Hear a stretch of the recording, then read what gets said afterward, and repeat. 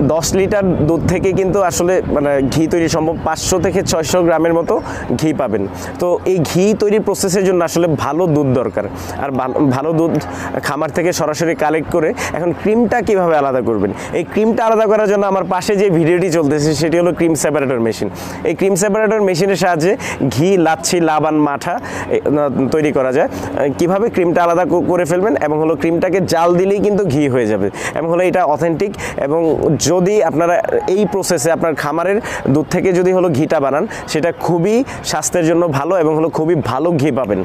তো এই cream separator মেশিনটা আসলে কয়েকটা ক্যাটাগরি হয়ে থাকে। আমার পাশে যে ভিডিওটি চলতেছে সেটি হলো কম্বাইন্ড ক্রিম সেপারেটর মেশিন।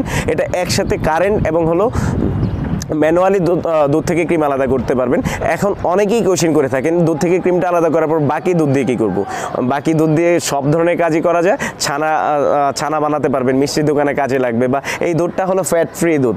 এই দুধটা আপনার হলো হয়তো যদি 90 টাকা কেজি হলো দুধ থাকে, সেটা 80 টাকা কেজিতে বিক্রি করা যায়। এই ফ্যাট ফ্রি দুধটা কিন্তু আমাদের স্বাস্থ্যের জন্য খুবই ভালো। আমরা বাজারে যেই প্যাকেটজাত পণ্য হিসেবে দুধটা কিনে থাকি, সেই ক্ষেত্রে কিন্তু আসলে ফ্যাট ফ্রি দুধ থাকে, আমাদের স্বাস্থ্যের জন্য খুবই ভালো।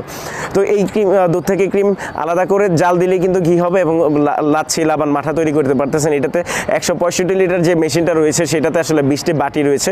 বাটিটি ঘুরে ঘুরে প্রসেস করে আপনার দুধ থেকে ক্রিমটা আলাদা করবে। এটার জন্য রয়েছে 1 বছরের সার্ভিসিং ওয়ারেন্টি। আমার